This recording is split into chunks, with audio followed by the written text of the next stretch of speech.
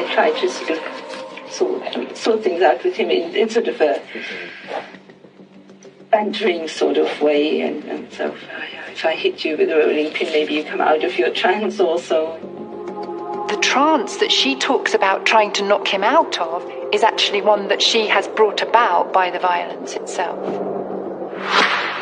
Christopher was in such a physically weakened state that even his immune system was giving up. The life of Christopher Donnelly hangs in the balance. Hannah Gret Donnelly will decide if he lives or dies. She, Hannah Gret, has absolute power. Probing the mind and the timeline of killers, this series reveals the red flags of those who will one day be investigated for taking a life.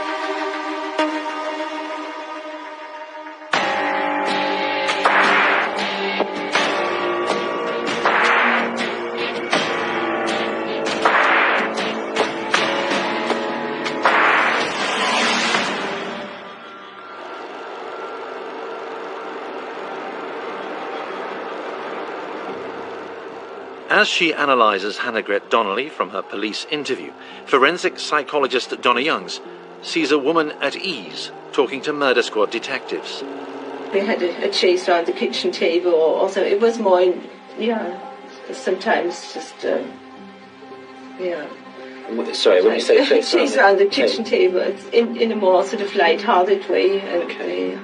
What's striking here is the way in which she's talking about what's happened as if she's talking one professional to another. She's just giving the technical details as if she's giving a report to another professional. So it was a bantering kind of an interaction, and I used the rolling pin. There's no emotion. It's as far as she's concerned, what she's done is rational, reasonable, and she's just giving a professional account of it. If I hit you with a rolling pin, maybe you come out of your trance also. The man she's talking about hitting is Christopher Donnelly, her husband, someone she had known for 26 years. Hannah Gret was in her 50s and she was married to Christopher. They'd been married since about 1992 and they had 4 children and lived in Aylesbury. She trained as a midwife, but in fact hadn't worked since she'd had her children. She'd been a stay-at-home mum and homeschooling them. Her husband, Christopher, had a science background, but he was a very talented musician. He'd worked as a music teacher for a long time and performed as well. He was around the same age, a year older than his wife. They'd been married for 23 years. So on the face of it, it's a very normal, almost wholesome family life. But at the heart of it is this relationship that is far from healthy. It's a relationship that is based on Hannah Gret's absolute power. The Donnelly family story could not appear more normal. So how had it ended in murder? What made Hannah Gret, the grey-haired Mrs. Ordinary, a killer? Because that is what it appeared she had become. There was a mystery here for the police to solve. This was not a natural death, although that is exactly what Hannah Gret had implied when she called the ambulance. In the first phase of the investigation, it was not clear that Christopher had been murdered. Within your family, what would you say your role is? I like to know what's going on, to be informed as to what is going on. I don't like it when people talk behind my back. The first that the emergency services knew about Christopher's death was when they received a call from Hannah Gret using her neighbour's phone to say that her husband had died the night before. Emergency, which service?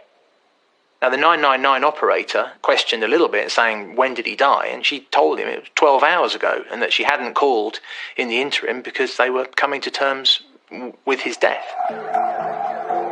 When they attended, they found Christopher clearly dead on the bathroom floor with a significant number of injuries. And she admitted that she had assaulted him at some point in the past, but he had just simply died. What puzzled investigators from the moment they asked Hannah Gret Donnelly to explain what had happened to her husband was Hannah Gret Donnelly herself. A slight, almost frail older woman who appeared to have been physically abusing her husband and one who had built what some would describe as a bizarre home life for her family. Hannah Donnelly, in some respects, is a bit of a mystery. She and her family very much kept themselves to themselves. They were incredibly a religious family with deeply held beliefs. The extremist religious aspects of this household doesn't surprise me at all. That's very much consistent. They apparently had some type of view around there being an end of days existence. With this particular way of thinking, this very black and white way of thinking, this very punitive way of thinking is totally consistent with that kind of extreme religious context. They shunned modern technology. The Donnellys' landline was disconnected. They did not use mobile phones. Hannah did not approve. Hannah had gradually began to take more control of things in their relationship. Such was their mistrust to understand that they took their children out of mainstream education and schooled them at home. It is possible, of course, for families to be very happy and self-sufficient, to homeschool their own children, to avoid the evils of the internet and modern technology. But it also makes it much, much more difficult for any authorities to keep an eye on what's going on and to raise concerns if they see anything out of the ordinary. All the reports are that they lived a very insular existence and really didn't associate with neighbours or anything particularly such as that. Inside the deeply private home, something was happening to Christopher Donnelly. By January 2018, he was unable to walk. Christopher's health had simply deteriorated over the years that he was with Hannah. We know that Christopher stopped working as a music teacher in 2015 due to ill health, and we can only assume that some of that ill health was as a result of Hannah's treatment of him. His mental health began to suffer. What's particularly distressing about this case is the knowledge that Hannah was abusing her husband at the very time when he needed her support. So gradually, Christopher became weaker, not just physically, but mentally, until he wasn't able to defend himself at all. Inside the home of the Donnellys, the word of one woman alone was all that mattered. Understanding that helps understand the death of Christopher Donnelly. Hannah has created a household that's almost like a separate land. It's a land where she, Hannah, has absolute power, and like any territory under absolute dictatorial control, it's one where she keeps a very firm hold on the infiltration of any external influences. It's not just a physical, but it's actually a psychological fortress that she has created here. A fortress behind which the Donnellys appeared enthralled to Hannah. Detectives focused on why Hannah had delayed reporting her husband as dead. Leaving somebody that at some point you have presumably loved, regardless of what's happened in your relationship, to die on their own on a bathroom floor and not to call the authorities until some 12 hours after life is extinct indicates a lack of any moral fibre, a lack of any compassion. It is not a normal response to somebody's death, and it's one of the most chilling things about this woman. The fact that Hannah waited 12 hours before calling the police to tell them about his death tells me that even in his death, Christopher remains her possession. What happens to him, even after he's died, is her decision.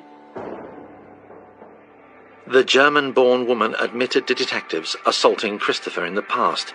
She was charged with assault soon after her arrest. Was an attack what had happened in this latest incident, and had Christopher died as a result of that attack? As I said, he walked a bit faster then, so I pushed him on the back, and he walked a bit faster then, and then he tripped over and fell, and he fell against the crate. There was a crate, and the crate got broken, and then he cut himself in the head. An understatement of a description of the injuries that Christopher had suffered. When Christopher Donnelly's body was examined, 78 external injuries were found, and internal injuries, which included a fractured spine and a fractured neck. Even a cursory examination of the body would have clearly revealed evidence of domestic abuse. There was a number of crucial findings within the home which actually did point towards this being a long-running systemic abuse. There was blood spatters found on the ceiling, there was blood found on the walls and blood found on furniture, which clearly indicated this isn't just somebody who's got ill and died. This is someone who's been violently assaulted on a number of occasions. The blood spatters were analysed and discovered that they undoubtedly came from repeated injuries where Christopher had been hit with a blunt object. So the extent of those blood spatters was further evidence of systemic abuse over a long period of time. Had bronchopneumonia claimed the life of a frail man? Or had Christopher Donnelly's death been caused by a woman made for murder?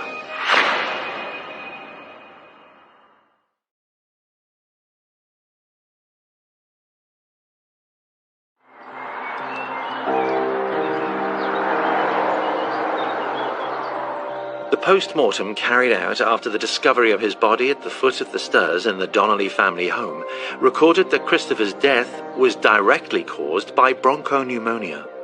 That can be categorized as a natural death rather than one as a result of a crime. Could that mean Hannah Donnelly would walk free? There are different types of pneumonia, and some of them strike much more quickly than others. Some of them are very, very virulent. Some of them can strike completely healthy people and leave them almost at death's door within hours. But others are only likely to strike if somebody's physical condition has been so weakened that that germ can invade more deeply. It seems highly likely that Christopher was in such a physically weakened state that even his immune system was giving up. For cops, the question, had that condition been caused by regular beatings? If so, could a charge of murder be brought against Hannah Donnelly? Her claim was that she had used persuasion methods in Christopher's own interests. He was, she said, forever in a trance. If I hit you with a rolling pin, maybe you come out of your trance also, and then it did get, I did hit him a bit harder sometimes, and then, but as I said, he never, it wasn't that he sort of fell over and lost consciousness. Hannah claimed that he would be in a state where he wasn't listening, and she would want to revive him from that. But what we know is that Christopher was a very, very ill man by this point. He was both physically and mentally weak, and any trance that he was in was down to the very abuse that his wife was meting out. Hannah talks about going into a trance. I think it's very likely that he learnt to disassociate himself once the violence started. Was Christopher's body itself betraying the truth of what he had been suffering?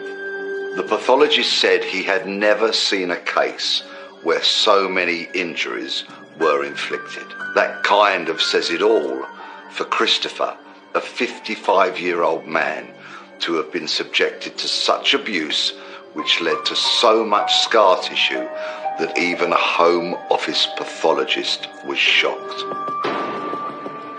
There were a number of old injuries as well that showed that Christopher's abuse had started many years previously. He had a cauliflower ear, which is more commonly associated with rugby player injuries, and a fracture to the cartilage in his voice box, which was consistent with attempted strangulation. These are not minor injuries. This is not a fit of pique. This is systematic physical abuse using third-party objects, not just using her fists. Violence was a sustained, persistent, was integrated into the relationship. It was functional violence. It was the use of a rolling pin to control Christopher. It was pushing him down the stairs when he wasn't moving fast enough.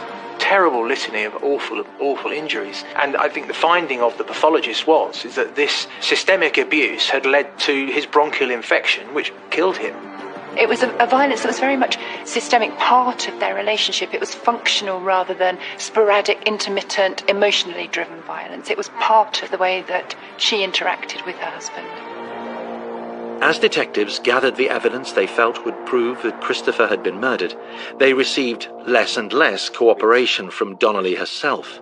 For psychologist Donna Youngs, as she analyses what made Hannah-Gret a killer, what she said and did not say speaks volumes about her motivation and her guilt. She's annoyed at this, actually. That's a vaguely annoyed response. She's annoyed at having to explain herself. Within your family, what would you say your role is? I like to know what's going on. Her role in the family, she thinks, is none of the interviewer's business. This is not somebody who's used to explaining themselves. It's somebody trying to hold on to the authority that they're used to in a situation that is threatening and undermining that authority. So we had a chase around the kitchen table, or so it was more, sometimes just, Sorry, when you say chase around the kitchen table, it's in a more sort of light-hearted way. As the interview progresses, particularly, we see the body language starting to contrast sharply with that. So we start to see this slumped, defensive body language, these raised, innocent, I'm innocent kind of eyebrows, and the over-gesticulation, which is a vain, a slightly desperate attempt to get her side of the story across, to maintain her side of the story. Donnelly's abuse of her husband is a rare example of systematic female-on-male abuse. Alex Skeel was trapped in a similar abusive relationship. His abuser was eventually sent to prison, not before she had caused huge pain and distress. This... You can't do anything right. And I always think of it as, if you offer to do the cooking, you're the worst cook in the world. Then if you don't offer to do the cooking, it's, oh, well, you never cook. So you never ever get the right end. You're never right, you're always wrong. And you're just so frightened of doing anything wrong, and then it gets to the point where you try and avoid any triggers that you know that will trigger her off. So you just completely try and avoid that, but they'll always find a way of reasoning as to what they're doing, but you know it's wrong. But eventually you just start thinking it's just normal, you turn into just a robot, and that's just your way of life, and you can't get out of it. It might be easy to assume that the most shocking element of this case is that the offender is a woman. We're perhaps very used to domestic violence being committed by men, but men are victims of domestic violence far too often, and what this case shows is that this is a very real problem that needs to be addressed regardless of the genders of the people involved. At the start of our relationship, it was the first relationship that I had, so everything felt normal. But obviously now I can look back and see things and go, well, that wasn't. But at the time, I was happy, and it was nice to sort of tell your mates that you went out at the weekend, and just felt normal. But obviously things steadily gets worse and worse and worse and worse and worse. I just find it weird that I was a young person in sixth form, and then 5 years later, for no fault of my own, I was about 2 weeks away, 10 days from dying. And I could feel that happening, but it wasn't my fault that that was happening. It was just a terrible place to be in, and there's nothing I could have done about it. Much as Alex had suffered at the hands of a woman who wanted total control, so had Christopher. What's unusual here is that abuse does not seem to be motivated, as we might expect, by any kind of anger or hatred of her victim, but rather by an unquestioning belief in her own absolute authority. That type of control was down to Hannah-Gret's desire for knowledge of everything that Christopher was doing, where he was going, what he was thinking, withholding trips to the toilet, withholding medical treatment, complete control of somebody else's life. So this very much speaks to a woman who is a complete bully, who is an abuser, and relatively unusually a physical abuser of a man, but also a woman who has no remorse and who believes that her enjoyment of life, her satisfaction, and that avoiding any irritations of her life are more important than anything else.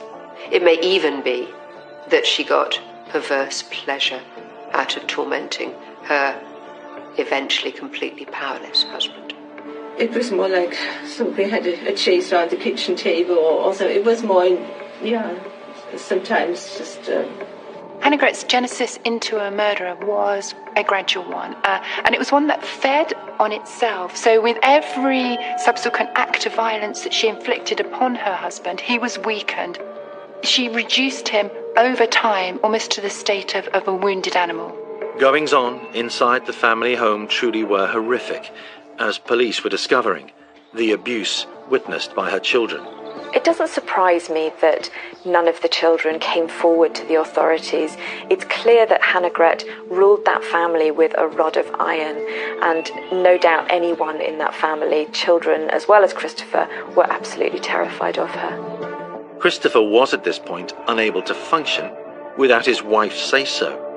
What is clear here is that the level of control and the level of abuse made this an almost everyday occurrence, a level of abuse that had simply become accepted. It's just so lonely and dark, and you don't have anyone to talk to. I can imagine there was probably no conversations that went on between them other than arguments. It's just the way it is, and it's just a really horrible way to live. And it was the way Christopher was living. My sense is with Hannah Gret that it comes from a way of thinking rather than from any profound emotional trauma. To me, it feels like somebody who was almost brainwashed as a child, somebody who's come out of some really kind of bizarre childhood upbringing that has taught her to think in this way about human relationships and about the need to maintain control. That's what I would suspect with Hannah Gret. Detectives had evidence of abuse and control of Christopher, but that was far from proof he'd been murdered. They wanted a confession. An interview in a murder case such as this there'll be a formal strategy. First of all, I tried to sort things out with him in sort of a bantering sort of way. And the strategy would have been, we need to find out what's going on, we need to get her talking. That didn't seem to be a problem. She seemed eager to talk. And they would then be thinking, obviously to prove murder, they need to prove that she caused really serious harm to him, and she intended to cause really serious harm to him. That would then prove murder, bearing in mind he's dead, if they can prove that she inflicted the injury upon him that resulted in his death. Certainly, Hannah Gret did not deny using force. I did hit him a bit harder sometimes, and then, but as I said, he never... It wasn't that he sort of fell over and lost consciousness. Hannah Gret Donnelly's police interviews are truly chilling. I don't think I've ever heard a criminal talk in such a dispassionate way about such a horrific crime. And how did that end up with you hitting him? I don't know. It was just feeling offended that he didn't take what I said to him seriously. She dismisses her actions as banter and as normal behaviour in a relationship, and really shows no sign of compassion or love for the man that she's killed. So we had a chase around the kitchen table, or also it was more, sometimes just, It was quite disturbing to watch. She was incredibly calm, not visibly distressed, and almost matter of fact. Sorry, when you say she's around the kitchen table, it's in a more sort of light-hearted way. And she actually described what had happened at the house in almost a forensic level of detail. She would almost talk about there would be banter between them whilst she was assaulting him. It was an incredibly cavalier view of what was a terrible systemic level of violence towards her husband. She came across as incredibly cold and detached from what must have been an entirely horrific situation. I like to know what's going on, to be informed as to what is going on. I don't like when people talk behind my back. get upset when I feel that there's some sort of things going on that I'm not told about. We get a glimpse, I think, of the way in which she conducted herself within her household, this sort of unquestioning authority, and she's trying to carry that through here to this stressful situation. I've met lots of criminals over the course of my police career, and I don't think I've ever come across such a terrifying figure as Hannah Gret Donnelly. The lack of compassion and the extent of her abuse is truly horrific. And arguably, if I wrote a character that bad, I'm not sure anyone would believe that she could exist. In interview was her body language, suggesting to detectives that she would confess. As the interview carries on, I think we see that it's actually starting to become a bit of a struggle for her. The words remain not defensive. Although she starts off confident, the body language starts to sit in contrast to the words that are coming out of her mouth. So actually we start to see a body language that is much more defensive. So she starts to cower, the shoulders are slumping. The battle of wits was on.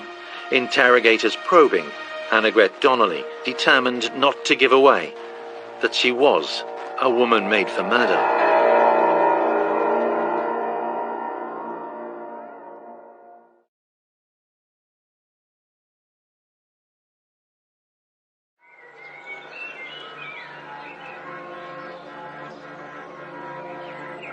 The quest was on to get a killer to confess. Hannah Gret Donnelly was arguing that hers were light touch admonishments to her husband. I punched him on his nose severely because I was so angry with him, but he didn't have such a big cut. He had just a small cut. Do you feel that hitting him over the head with a rolling pin, with a hairbrush, using your hands and fists, is a appropriate reaction to him? It's more like this.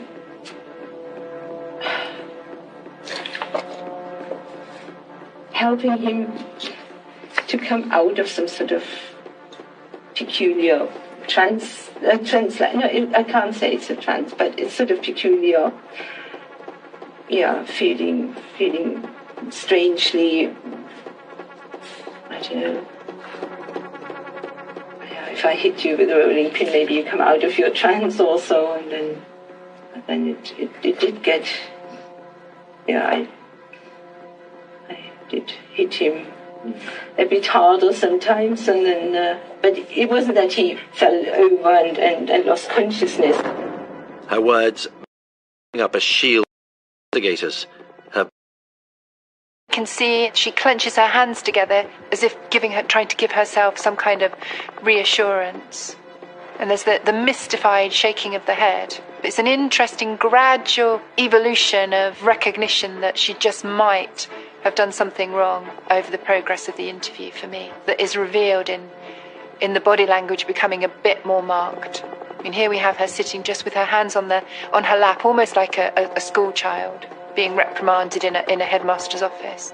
During the interviews, the detectives tried to establish whether Hannah Gret felt she was justified in doing what she did. She did not.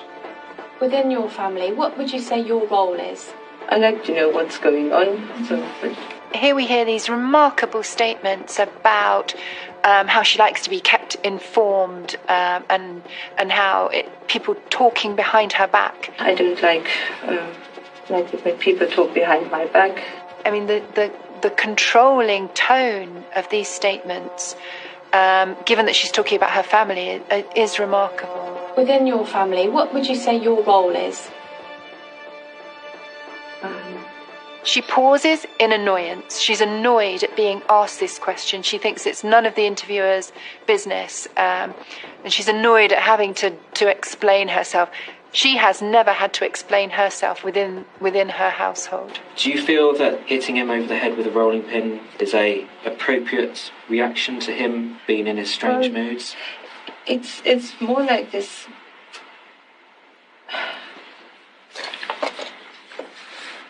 Helping him to come out of some sort of peculiar trance. I can't say it's a trance, but it's sort of peculiar.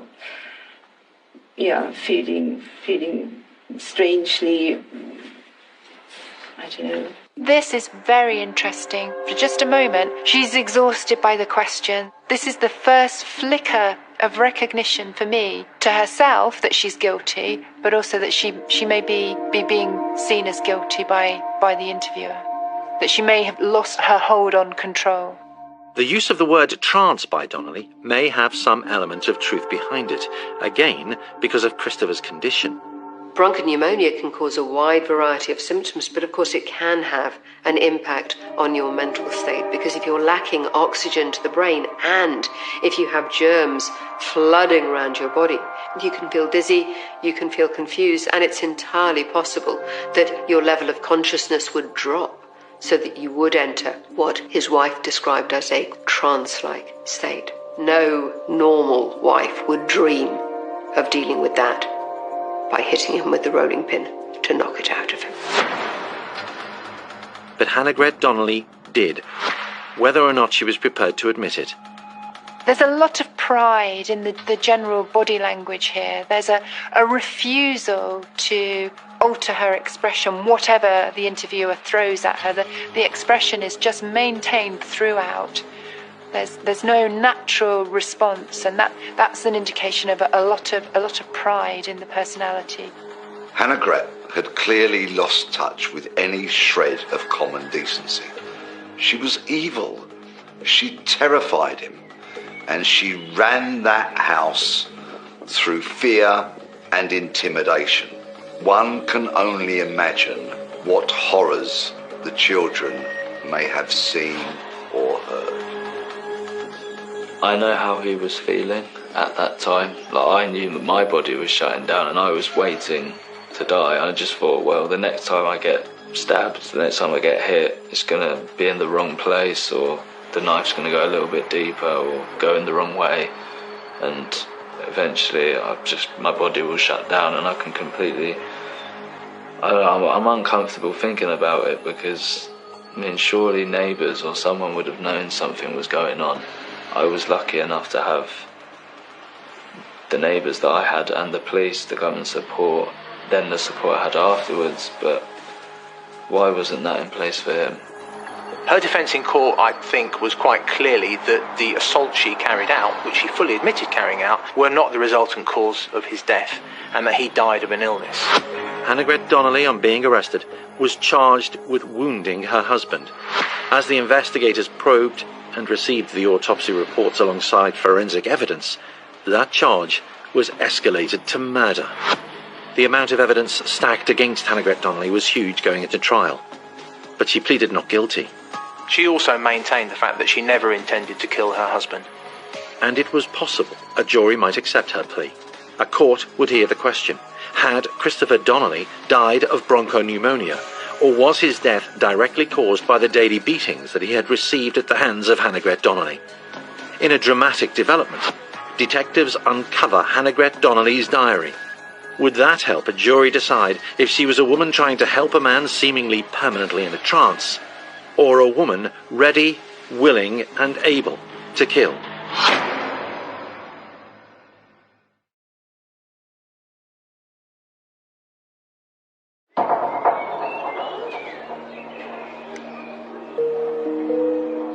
As officers combed through the ordinary semi in Aylesbury, England, for insight into events on the tale diary kept by Hannah. They seized her diary, and among the entries in there was clear evidence of abuse, not least the fact that Hannah had refused to let her husband go to the toilet. This withholding of a basic human need is particularly cruel. It's not just controlling, but it's dehumanizing, and it's a particularly shocking part of this case. This keeping of a diary is just another facet of the control, of maintaining the control. It's as if providing proof of what she's had as her authority. To me, it's reminiscent of a prison incident log. She sees what she's done as rational and reasonable. It was a written record of the torture that she had meted out to Christopher. The beatings were daily. She claimed that Christopher blamed himself for needing the beatings. I have read some reports where Hannah suggested that Christopher almost invited these beatings. Well, I struggle to think of anybody who would like a whack over the head with a rolling pin. I also struggle to think that a relationship that plumbed the depths that this did was ever a relationship that was ever built on equality. Blaming it upon yourself when you are a victim is quite common. They've all said the same thing. I thought it was my fault, when in fact it isn't at all. They just make me believe that.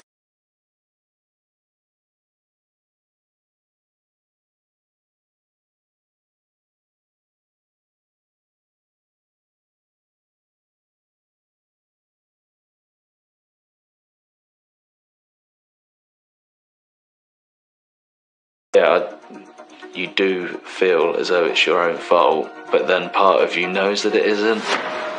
It's possible to divide Hannah-Gret's behaviour into two different types of abuse. So on the one hand, there was very strong evidence of systemic physical abuse. Beatings with blunt objects, punching, jabbing in Christopher's throat. But on the other hand, there was what would now be termed as coercive control. The abuse began around 2010, 8 years before his death. Gradually, Christopher became weaker, not just physically, but mentally, until he wasn't able to defend himself at all. The actions here are unquestionably the actions of an abuser. In this household, control is not under question. It's not something that's fought for, and it's not something that's sporadic or emotionally driven. It's something that is persistent, consistent, and functional. These times that you've hit him, they weren't a result of him being violent to you? No. Or was he or being aggressive towards you? No. It sounds very much as if this woman was paranoid. She was absolutely determined to be in control at all times, and she didn't like any secrets going on. Now, that paranoia might have meant that she felt that people were scheming behind her back. Heaven knows they had reason to try and scheme and get away. So it was all part of this idea of keeping control. This was clearly a woman who was terrified of losing control. That's why she had to keep her family near her. She kept them under her thumb inside the home. Now, that would mean that they wouldn't feel they had anywhere they could go and speak freely, anywhere that they could be themselves, and, of course, anybody that they could turn to for help. One has to ask oneself why he allowed this violence to persist without apparently doing anything to free himself from the situation. When a psychological fortress is created and a relationship develops within that space over a number of years, he wasn't seeing the world as you or I might see the world. He had little to compare. He had few other benchmarks really to understand what was happening to him against. What's interesting in this case is it seems to me towards the end of his life Christopher became very, very ill and required an awful lot of care from his wife. It's often the case that when that happens, the dynamic between a married couple will change significantly.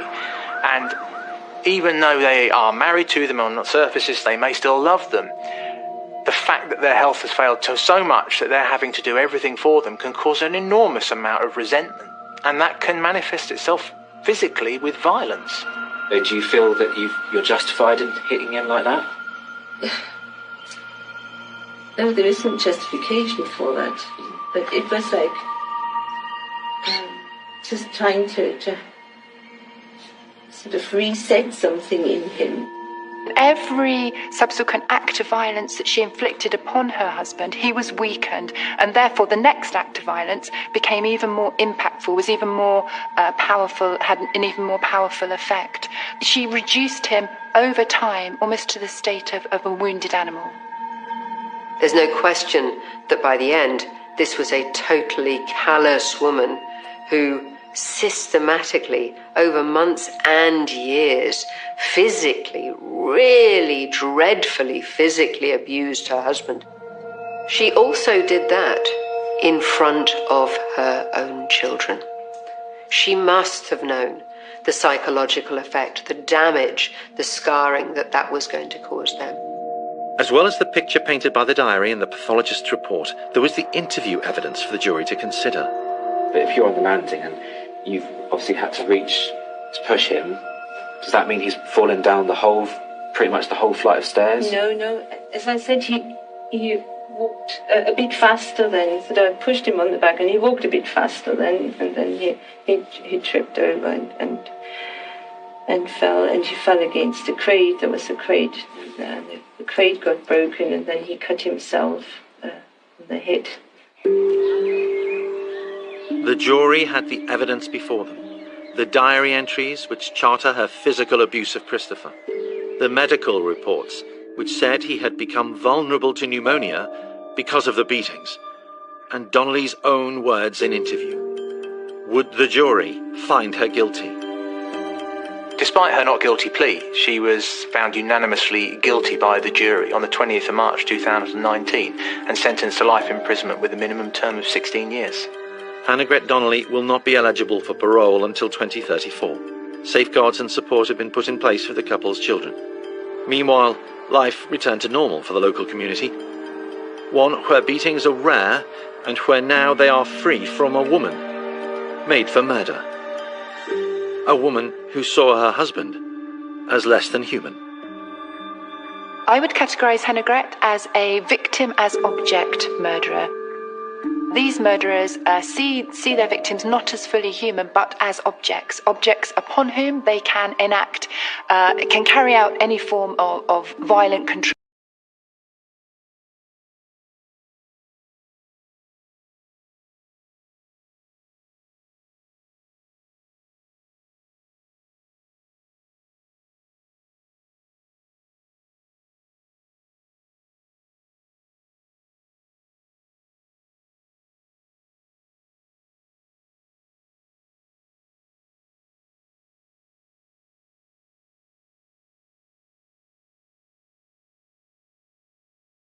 Plans to celebrate their wedding anniversary, a romantic break, just the two of them. Mike never returns home. Mike had gone hunting that morning, and then nobody heard from him. There was a rumor that the guy probably got snatched up by larger alligators until he decomposed. For almost 2 decades, investigators are baffled by the disappearance of Mike Williams. Was he the victim of a terrible accident, or had he fallen foul of someone made for murder? This is somebody who was able to fool everybody in her community, and I don't think anybody suspected her except for possibly Mike's mother. Probing the mind and the timeline of killers, this series reveals the red flags of those who will one day be investigated for taking a life.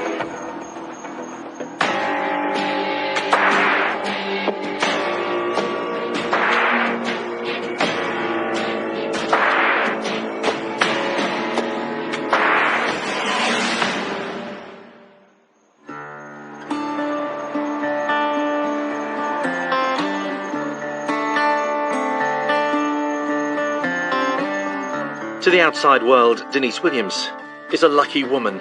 Her husband Mike worked harder than most to achieve a lifestyle for his child that he himself had not enjoyed. Mike had come from a modest background. His parents, his daddy was a Greyhound bus driver. His mom was a daycare provider. And they lived in a double-wide trailer. Mike met Denise Merrill while they were both at school. Both were sporty, popular. He played football, she was a cheerleader. Quickly, they become high school sweethearts. It was through Denise that Mike met Brian Winchester. Denise and Brian had been friends since preschool. Mike became a close friend of Brian, whose girlfriend and future wife Kathy, also a cheerleader, formed the final part of a perfect foursome. Denise Williams and Brian Winchester went to high school. They went to North Florida Christian. And it was at North Florida Christian that they met Mike Williams, and they met the woman who would later become Brian Winchester's wife. And by all accounts, the four of them were inseparable. They were fast friends. They all stayed in Tallahassee after graduating from high school. In 1994, Brian and Kathy married and started a family. Mike and Denise married the same year and had a daughter 5 years later. Denise and Mike had a very strong marriage. They had a beautiful daughter. They'd actually even been featured, I think, on a local news show when she was born. Mike adored Denise, did everything for her. Really, I mean, he was a great husband, and she had her own life. She was an accountant. She was getting ready to go back to work, but she was going to be a stay-at-home mom for a while. From all accounts and everything that I've seen or heard, they had a very happy marriage. They lived in a nice home and had family support and friends nearby, and no signs of trouble. Except some did see signs of trouble. Denise was happily married to Mike, or so it seemed, but it appeared that she was carrying on a years-long affair with her high school sweetheart, Brian, who was also married. And Brian's wife, Kathy, actually said that they'd often double dated, but even during that time, she had highly suspected that they were having an affair behind their back. Mike was oblivious to anything Denise was or was not doing. He was too busy working. He'd often be found in the office before dawn. On one occasion, his boss took the office keys away so that Mike couldn't come into work at the weekend. Denise suddenly didn't seem to mind that Mike spent so much time working away from home. Even his hobbies took him away from the family. When he was 15, he started duck hunting, and it became his favorite hobby for the rest of his life. On Mike and Denise's 6th wedding anniversary, the couple planned to go away for the night to celebrate. There was even talk of taking the opportunity to begin trying for a second child, something that Mike desperately wanted. But first, he had time to get in a few hours of hunting. He was going to go to the Florida-Georgia line to Lake Seminole. And in Lake Seminole, it's a huge area. But you see, Mike was an avid duck hunter. He had his spot. He knew the areas he wanted to go. He is supposed to have came over here duck hunting that morning and by himself. Nobody else was supposed to have been with him. So before dawn, he packed up his truck and he left for Lake Seminole, which is about an hour away from Tallahassee. It's on the Georgia state line. And this was something he just really loved doing. He told his wife, "I'll be back in a few hours." Denise stayed at home, apparently preparing for their romantic break in the nearby fishing town of Apalachicola. But when hours passed with no sign of Mike, she sounded the alarm. Mike Williams was last seen on Saturday morning, December 16th, 2000. As best we can tell, he entered his security code at his place of employment to retrieve a gun, we believe, and he went out to Lake Seminole and he never came back. When he didn't show up for around noontime, his wife started calling around looking for him, and she finally got a hold of somebody that had been fishing with him before. That guy got with her father, and they come over here and notified local law enforcement, and that's when the search began. A friend who responded to Denise's panic-stricken phone call that day was Mike's high school buddy and duck hunting partner, Brian Winchester. He and his father, Marcus, told Denise that everything would be fine. Then they headed to the lake. By the time Marcus Winchester and Brian Winchester got out to Lake Seminole, the weather had gotten bad. There were some local law enforcement who responded, and then they contacted the Florida Wildlife Commission, the FWC, which oversees game and wildlife, and they began a search for what they treated as a missing person. Perhaps he got lost. Perhaps he has gotten bogged down into the shallow but mucky waters. Mike would have gone with the proper gear. In order to go duck hunting, he would have had to wear waders and rubber boots. And if one was to be in shallow water, they could easily sink, and the waders themselves would pull somebody down below the water's surface. And that was the big concern. Despite their desperate efforts, the searchers couldn't find Mike, but they did find plenty of evidence that he'd been there. Friends see Mike's truck near a remote boat launch on the Florida side. Meanwhile, a helicopter pilot spots the boat floating, and then law enforcement finds his shotgun in the boat. So they're assuming something happened to him. Maybe he drowned. Mike was last seen in what is known as Stump Lake. Body of water at the deepest area is 8 feet, sometimes 6 feet, and other times very shallow. It's called Stump Lake because there were a lot of trees that grew out of this lake. There were a lot of rotted trees that had fallen, and the only thing left were the stumps, but they would be either hidden just below the water's surface or sticking up just above. So there weren't a lot of motorboats on this kind of lake. This wasn't a pleasure lake. This was a fisherman's lake. For days, the search continues. What can have happened to family man and seasoned hunter Mike Williams? I would submit that everyone who was involved in the search for Mike Williams, with the exception of maybe one or two very, very optimistic, very, very hopeful people, believed that probably after 4 or 5 days that there was not going to be a likely recovery. At first, family, friends and investigators believed that Mike must have drowned, but a week after his disappearance, they started to question that theory. There were a number of different ways in which they could explain the body not being able to be found. If he had been drowned, possibly the body would be floating, but it's also possible that maybe the alligators would have dismembered his body and then they wouldn't be able to find his remains in one piece. If he had drowned, where's his body? Because normally in this area it would have floated up. And that hasn't happened, and days go by. Since there's no body, you have to wonder, well, what could have happened? And you start ticking off the questions. It was a mystery. 10 days into the search, investigators made another disturbing discovery. Mike's khaki camouflage hunting hat floating on top of the lake's dark waters. This was important because it led the searchers to believe that they didn't think Mike drowned, because the hat wasn't located in particularly deep waters or just floating in a huge body of water. This would be an area that they should have found a body along with that hat.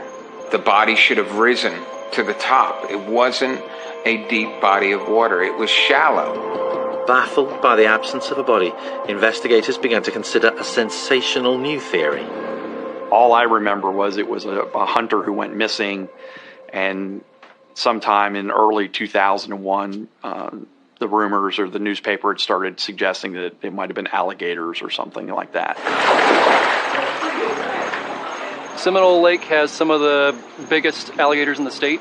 They grow to between 13, 14 feet at max. There's some very old ones there, and they can get up to 1,000 pounds. Within a few weeks, the search for Mike's body was scaled back. Soon, no one was looking for him anymore. Eaten by an alligator or not, by now recovery seemed increasingly unlikely. Something struck locals as strange, though. By February 2001, 2 months after her husband went missing, wife Denise was doing all she could to avoid attention. Denise has really kept a low profile during the search. This has been covered by news media, but Denise isn't talking to anybody. She's the grieving widow. When the search gets called off, she accepts the fact that Mike has drowned, that Mike somehow has died. And so she calls for a memorial service to honor her now deceased husband. Denise seems quick to accept that her husband is gone. Is this the action of a desperate widow?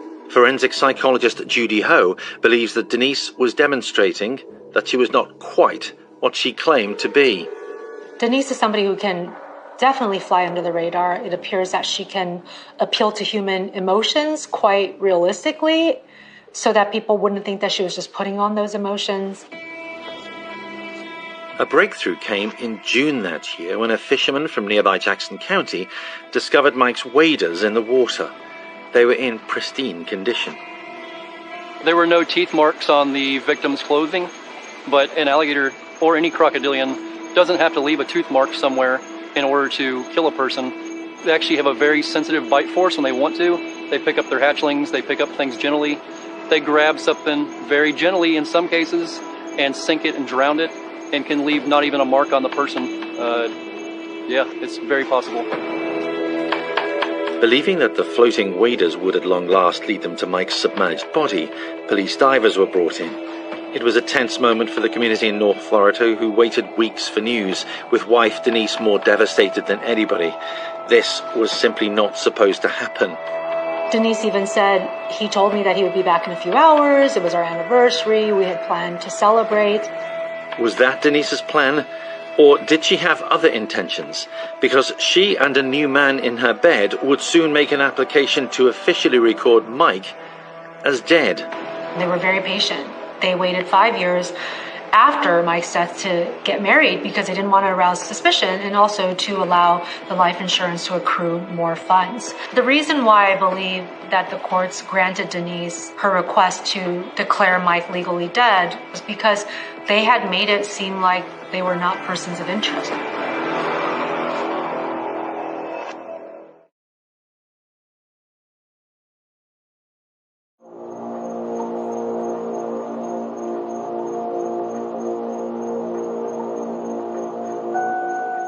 Specialist search and recovery divers hoped that they might find the body of Mike Williams entangled in the dense hydrilla weeds that choked the lake bed.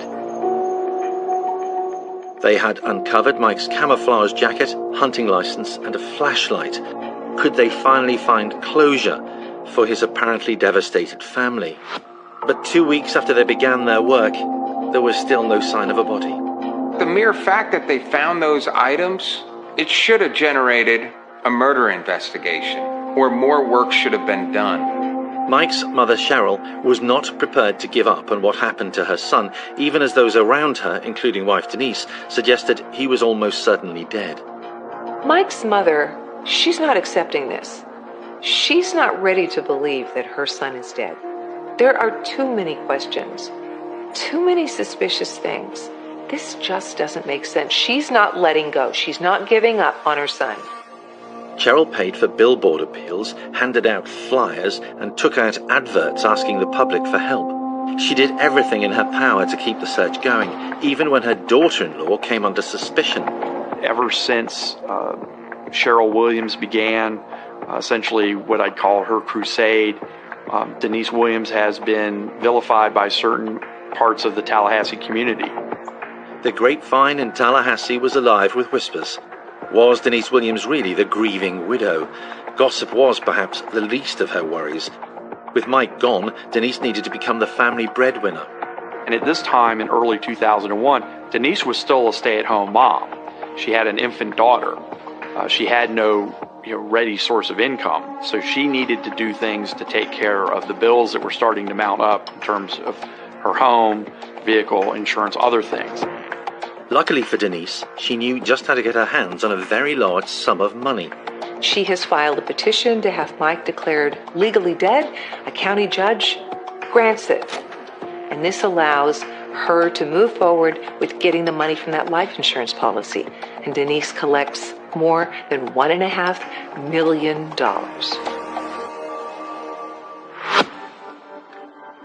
Denise's friends began to notice that her behaviour wasn't quite that of the grieving widow. Were her priorities in the right place? She had filed a claim for life insurance less than 3 weeks after Mike had disappeared. Even police at that stage had no idea what had happened to him. And the cause of death that she listed on the paperwork, accidental drowning. Amongst those helping her, one of her oldest friends, Brian Winchester. The sad reality about life insurance is you don't want to ever need it, but when you need it, you actually have to ask for it. And there's no set time that somebody's supposed to sit around and wait before they actually begin the process. And so it was at the direction of Denise's father and with the input of Brian and Marcus that they began the process of simply filing a claim. For someone to file for insurance when you haven't even recovered a body within 19 days would seem suspicious to me. From an outside view, it may seem suspicious, but one of the things that everyone needs to remember is that the person who was in charge of handling their insurance affairs for both Mike and Denise was the Winchester Group, and that was the insurance company that was run by Marcus Winchester, who was Brian Winchester's father. Not a man who would benefit from any payout. She was convincing to the public about her being a grieving widow, and the manner of death in which Mike had passed away didn't seem to arouse any additional suspicion at the time. Despite this, forensic psychologist Judy Ho believes there were signs that something bad had happened to Mike and that his mother, Cheryl, had noticed. Mike's mother, Cheryl, never gave up because she never thought that this seemed to make sense, that Mike would just disappear. And maybe because Cheryl knew Mike and Denise very well, perhaps there was some suspicion that something wasn't quite right.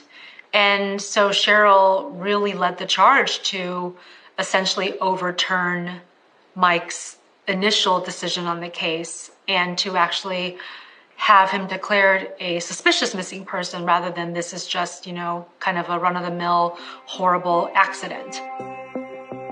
Cheryl Williams continued with her campaign for an investigation into Mike's disappearance.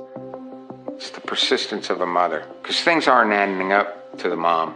Mike never hunted alone. His clothing is not ripped, not torn, not tattered. The gas tank in the boat is completely full. The location where the boat is. By this time, Mike's own mother has done her own research about wind speed and currents at the time that Mike went missing. None of this added up to her. She wasn't buying it. The Florida Department of Law Enforcement reopens the investigation into Mike's disappearance because now they have enough evidence to say this doesn't make sense. They look back and they say, hold on, none of it adds up. No body floating up. Something's wrong here. So Cheryl has finally been heard. The inconsistencies were starting to add up. Was this really a tragic accident? If someone had fallen off a boat and they drowned, a lot of other things are going to eat them long before an alligator ever touches them. This part of the United States, they're going to have crawdads on them. They're going to have turtles eating them. A lot of other things are going to be cleaning that up before an alligator even thinks about it. That's not their food supply. It's not what they're looking for. There was more to trouble those skeptical about Mike's disappearance.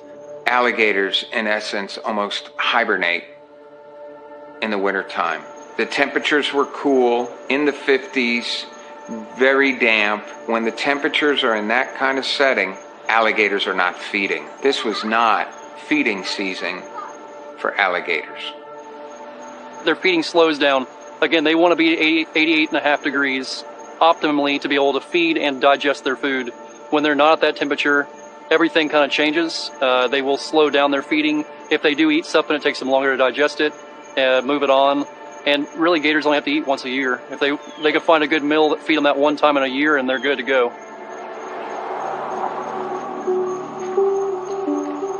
Time passes. A lot of it. Time enough for Denise to get married again to her insurance salesman and lifelong friend, Brian Winchester. 5 years have passed now. We still don't know where Mike is, how he died, did he die. He's been declared officially dead. And Denise and Brian get married. And they move in together into the same home that Mike and Denise had shared in Tallahassee. The gossip mills in Tallahassee went into overdrive. The idea that Brian Winchester and Denise Williams had an affair is essentially that urban legend that develops from the fact that, yes, Denise Williams did marry Brian Winchester many, many years after Mike's disappearance. People presume that because they got married, they must have had a relationship prior to Mike's disappearance, and that's simply not true. In 2007, the investigation into Mike Williams' disappearance, prompted by his mother, ground to a halt. You're working up an investigation with no body, and that can be very difficult because the body itself can tell a story. It's a body of evidence. And this was the challenge for law enforcement. And as a result, you don't get as many resources thrown in on a missing person case. There's no crime scene documentary. There's no preservation of evidence. There's no preserving the items that were recovered. And so, in essence, the case goes cold. It goes dormant. Later that year, new evidence appears. Mike's brother Nick contacted police. He wanted to report a missing gun, a .22 caliber Ruger pistol that Mike had inherited from their father. By 2007, Denise has returned all of Mike's original weapons, all of his guns and whatever he had hunting-wise, to his family. But they're missing a weapon, a .22. And through the help of the local sheriff and a court order, they're able to obtain that gun back from Denise. Why had she kept the gun? One that she had actually claimed on insurance, reporting it as lost. Once again, detectives find themselves wondering. Mike has been declared dead, but now he's a suspicious missing person. So that causes the state of Florida to look at this case as perhaps this is insurance fraud. Maybe Mike and Denise are working together. Or what is the conspiracy here? So it's reopened, but nothing really happens. And then eventually it gets closed again.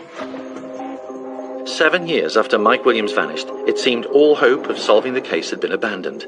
But again, Cheryl wasn't about to take no for an answer in her quest for the truth. Well, this lady went herself, made flyers, put them on light poles in Tallahassee. She had a picket sign that she stood out in front of the church that the Winchester, Brian, and Denise attended. She got funding. She had big billboards. You seen my son. She took out ads in the paper. I mean, she never stopped. She wrote about 9,000 letters to the governor of the state. She kept it public. She never let it die. 200 letters were written by Mike's mom. Not one of them was opened. Not one of them. They were just tossed aside. It's a closed case. Not my job. For 7 years, Cheryl had fought to prove that her son had been the victim of a carefully planned murder. And I'm sure this entire time, Denise was quite concerned because she had thought that she had planned for everything. She had been patient, and she had thought that maybe this was just going to be behind her. And clearly, Cheryl was not going to let her live that down. Finally, Cheryl found someone who'd listen, and when she did, everything began to unravel. The authorities release a 3-page indictment, and it spells out what they believe happened. It's something out of a bad Saturday evening movie. A movie involving a woman who was made for murder, perhaps.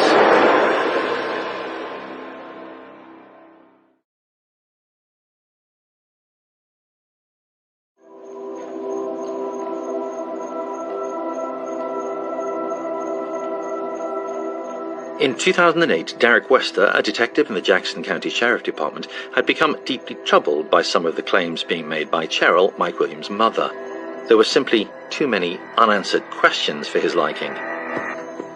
The things that she brought up kind of just made you like want to look into it more. You know, want to just track down this to appease this grieving mother. And then it just kind of just snowballed into maybe there really was something happened here. Wester delved deep into Mike's life insurance arrangements. He'd had 3 policies, including one taken out just months before he went missing. The payouts were now bankrolling Denise and Brian's lifestyle. And I was having a discussion with some other investigators about whether or not he actually had applied for the insurance policy that the Winchester Financial Group had wrote for him, and Brian Winchester was the agent. But I had needed Mike Williams' picture for something, so I had his stuff laid on my desk, and I pulled up the application for his insurance, his life insurance. And I pulled up the driver's license number, typed it in the computer, was going to get his driver's license picture. And when I typed the number in, it popped up Denise Williams' picture. So I was like, well, how is this? I mean, she's not the applicant.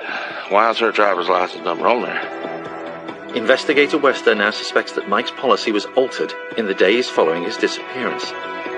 Did Brian Winchester go and do that? Yeah, I would speculate. He said, well, man, we just need a number. And so she pulled hers out, and they copied the number down. And Wester found more. He had a different policy in between the time he went missing and the time she filed for a presumptive death certificate. Because we had a check that she had wrote and signed to pay the premium during that 6-month period. Wester also looked at Denise and Brian's relationship. Had it really begun after Mike's death? What he found painted a complicated picture, one which Denise's attorney does not believe proves any prior relationship between Denise and Brian Winchester. There was no evidence of that. There was no evidence that suggested that Denise Williams and Brian Winchester were having an affair. They were in close proximity to each other. All of them were. Kathy Thomas and Mike Williams and Brian Winchester and Denise Williams would go out socially. But police records told a different story. One night, the Tallahassee Police Department had called in a abandoned vehicle at a church down the road from Denise and Mike Williams' house. They were still married at the time. Mike was at some conference, and the truck was registered to Brian Winchester. Well, when they looked up the contact number for the owners, they called Brian Winchester's house, and again, Kathy Thomas, or Kathy Winchester at that time, answered the phone. Well, she thought that her husband was duck hunting in Arkansas or somewhere out of town. So she called Brian's father, and by the time the father got over there, the vehicle had already been gone. So that was just, what was his vehicle doing there? Denise and Brian had gone through a lot to be together, more than anyone could possibly have imagined. I think that it did take an enormous toll on both Brian and Denise because they were looking forward to this quiet, blissful, happy life. And they thought that if they would just be patient enough, they would be able to get that. And I think that their life is not very peaceful because they're constantly thinking if the next phone call is going to be from the authorities saying, we have a warrant for your arrest or we want to bring you in for questioning. And I think that they knew that they weren't completely in the clear. After a years-long affair and 7 years of patiently waiting for the right time to be together, could the relationship possibly live up to the hype? It's not impossible to consider that it could have caused more fights and arguments about how airtight their story was, if somebody had left a clue inadvertently somewhere. Perhaps one or both of them thought that this relationship was going to be doomed anyway. Certainly Brian and Denise both have a history of cheating, and it sounds like Brian became even more involved in that, and Denise wasn't going to put up with it. But you could also think about this a little bit as a self-sabotaging action on the part of Brian. I think he realized that maybe the relationship really was coming to an end, and he was essentially speeding it along by acting recklessly because he knew that Denise would not put up with it. 7 years after they married, the relationship began to crumble. By 2012, this happy couple, Denise and Brian, not so happy anymore. Apparently, Brian has a little sex addiction problem, and that's enough for Denise to say, I'm out of here. So Denise decides she's getting out of the marriage, and she and Brian separate. And so he's no longer with Denise, but he still loves her very much. That's the love of his life, or at least in his mind. By 2016, the marriage is going to end.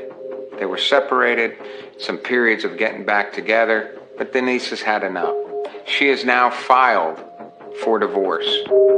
For 4 years, the couple's relationship had been on and off. Brian had sought therapy for his addiction, but struggled to fight his demons. With a divorce looming, he made one last desperate play for Denise. I think Brian was becoming increasingly desperate. I think he realized once him and Denise had separated that he actually really loved Denise and he wanted to save the relationship, but Denise had already made up her mind. I think he was becoming more and more erratic because she wasn't giving him the time of day, so it led to this very essentially violent and desperate altercation where Denise actually thought that maybe her own life was in jeopardy. In August of 2016, something kind of bizarre happens. Denise is driving on her way to her job at Florida State University when all of a sudden, Brian springs from the back seat and basically attacks her. And when Denise gets in her car, it's something out of a bad Saturday evening movie. He pops up from behind the seat. And he snatches her cell phone away from her, and he starts shouting demands at her. And he holds a weapon to her, and he's pleading for her to keep their marriage together, and he kidnaps her. And when they did eventually apprehend him for that, he had a tarp, and he had bottles of bleach, and he had other items in his truck that suggested that he was probably going to kill and bury Denise Williams. Brian is charged with kidnapping, domestic assault, and burglary. Brian and Denise's potential divorce was a game changer.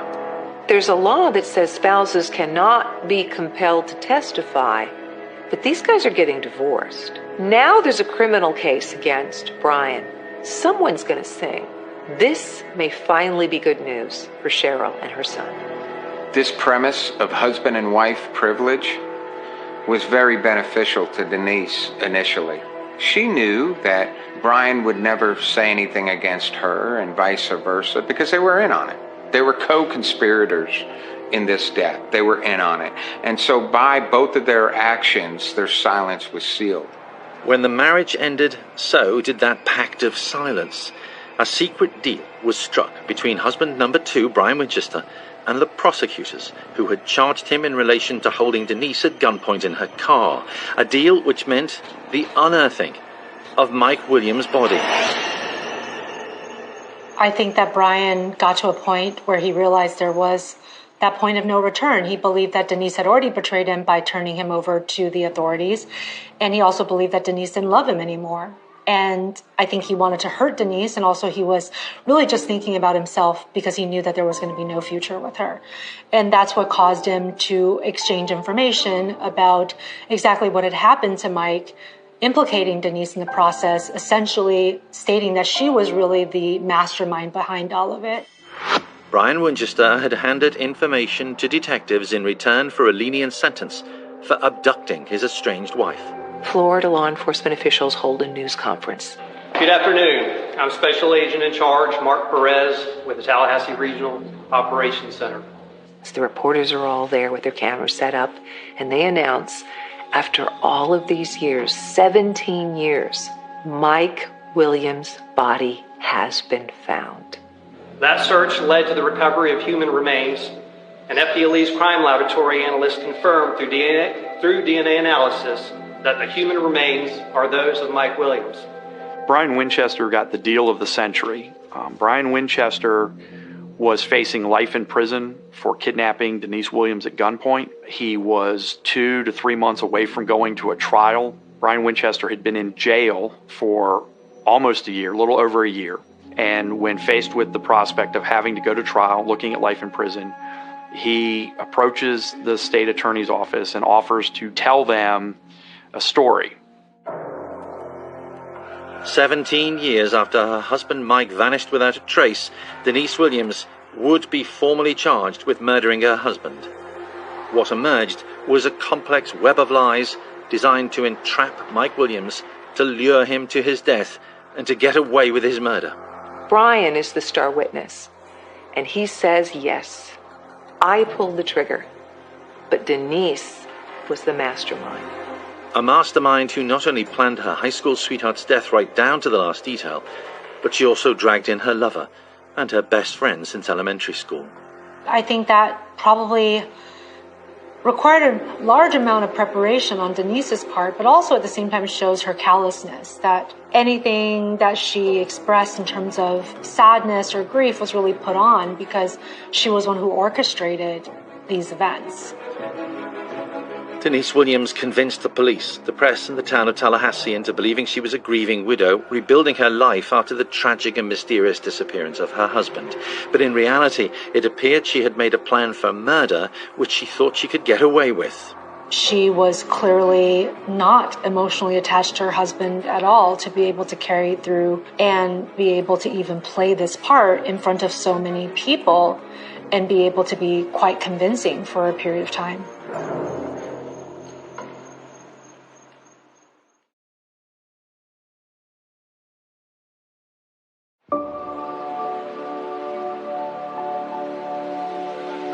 In May of 2018, Denise Williams is leaving her job at Florida State University. She's on her way to go find her daughter and celebrate her birthday, when police show up and handcuff her and take her into custody. Denise is under arrest for the murder of her husband, Mike Williams.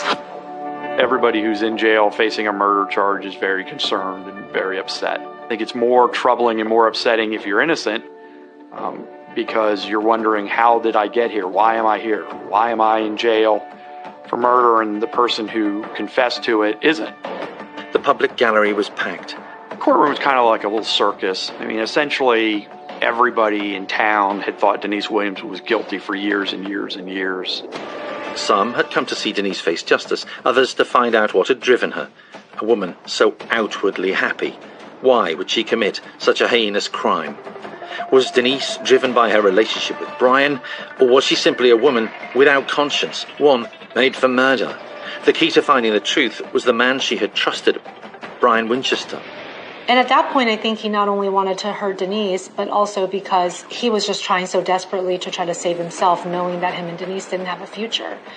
And I don't think there was any question that this would spiral to this point, because Denise essentially betrayed him first by turning him into the authorities at a moment when he was desperately pleading for her to take him back. While Denise faced a life term for conspiracy to murder, Brian had his deal. He was going to jail for kidnapping, but there was no mention of him being charged with killing his friend. He knows where the body's buried because he killed Mike Williams.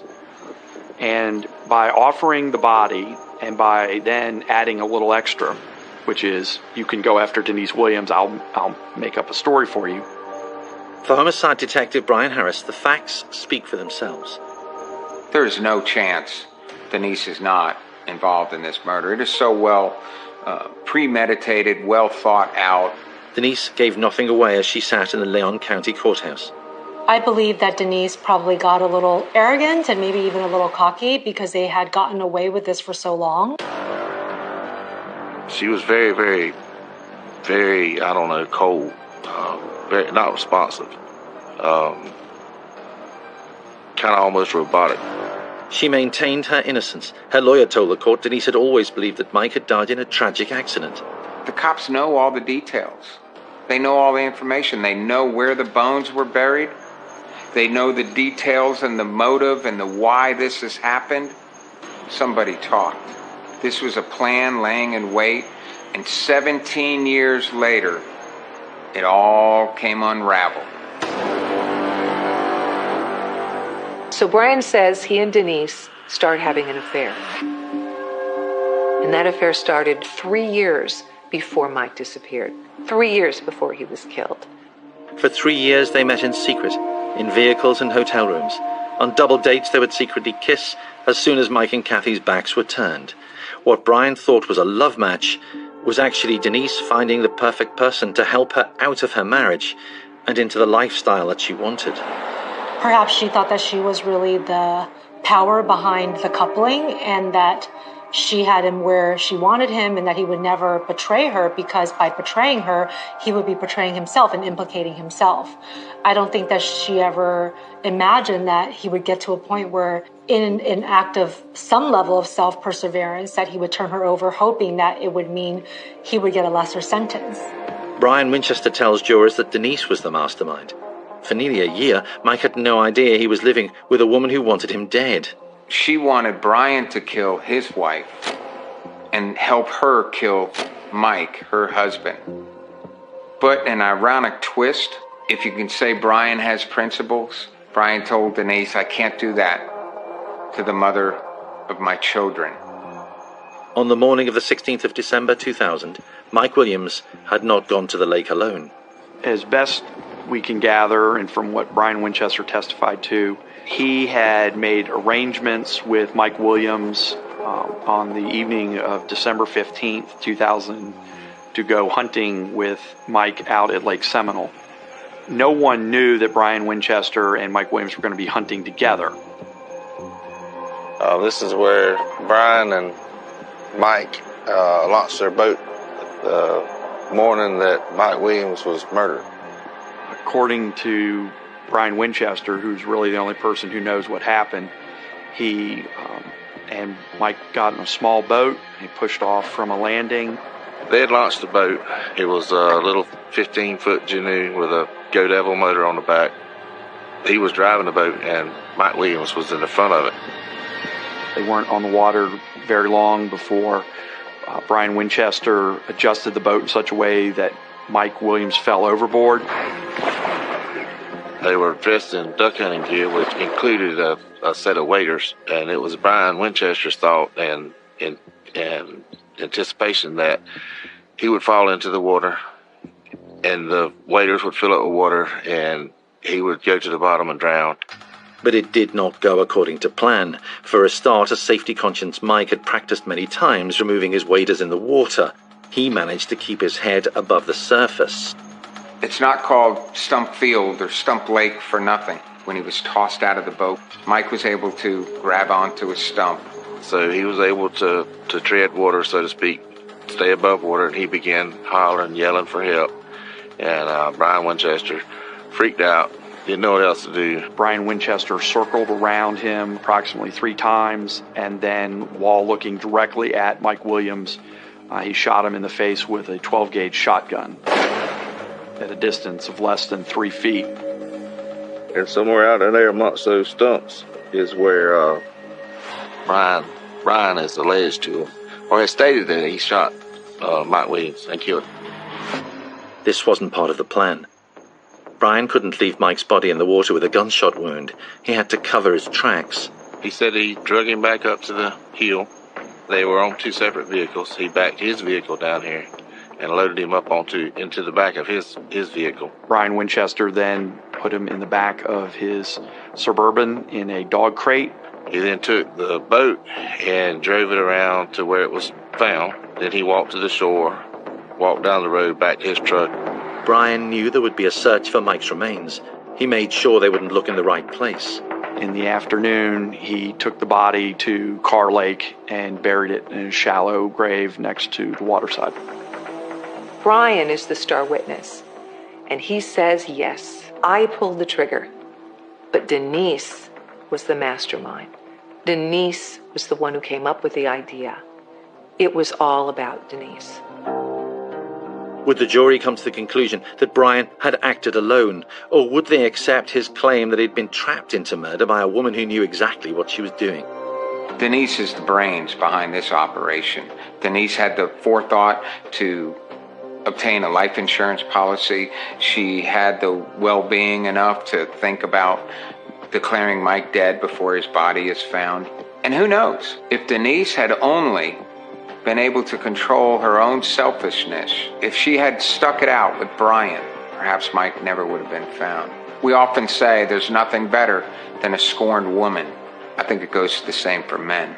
Nothing better than a scorned man. After 17 years without answers, justice, when it finally came, was swift. The jury had been out approximately 8 hours, and we felt as the defense team that the case had not been proven, that Brian Winchester had admitted to being a murderer and being a liar. So we were surprised. It's almost like a gut punch to have something like that happen when they come back and say, guilty. The jury believed Brian's account. It was Denise who masterminded the murder. Brian's story is very likely, and the jury believes so too. And Denise Williams is convicted on all charges: conspiracy to commit murder and accessory after the fact, and she's sentenced to life in prison. To investigator Derek Wester, it was the only possible outcome. As soon as I heard that they had found his remains, I knew that eventually they was going to arrest her. To Judy Ho, expert forensic psychologist, it's not so clear-cut. I think Brian clearly was somebody who was all about self-perseverance. And when he realized that he could probably get a better outcome if he just threw Denise under the bus, he really didn't hesitate in doing so. And I think that Brian is just as callous as Denise. I think that they're both calculating. A toxic relationship made for murder. I think maybe that was a draw that they had to each other, that they're quite similar. I think that he painted this picture that he was essentially a victim as well and was somehow relatively successful in that, when he is a different type of mastermind in his own right. Denise Williams was sentenced to life imprisonment without parole for the murder of Mike Williams and for the fraudulent life insurance claim.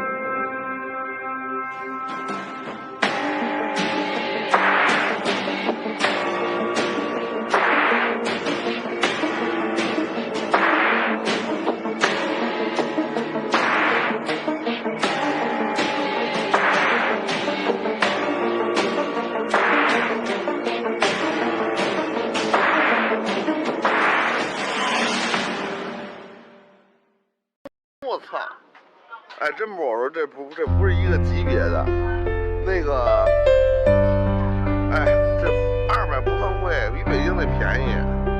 哎，我跟北京跳那个，就刚才你们看那视频，那是一个小湖，你知道吧？那个小湖，你给人感觉吧，反正也挺吓人。我操，这他妈面对整个大海，从他妈那往下跳，远处，哎呦，我操，那制空感，妈吓死个人呀！吓死个人呀！这主观体验是什么？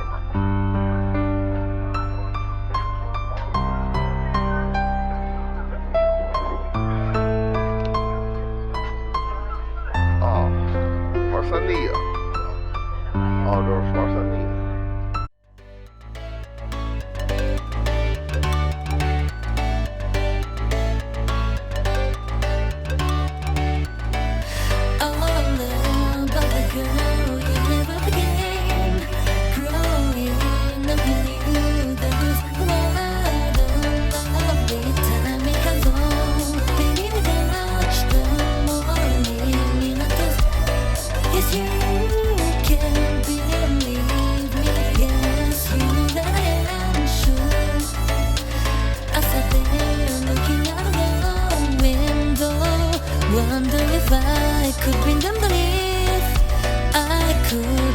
lover, baby, you make me wait.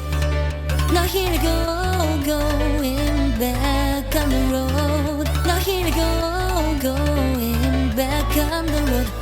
Now here I go, going back on the road. Now here I go, going back on the road. Waiting you back there again. Waiting me back there again. I saw the walking out of the window. Wonder if I could bring them down. I could bring my love now, baby. You make.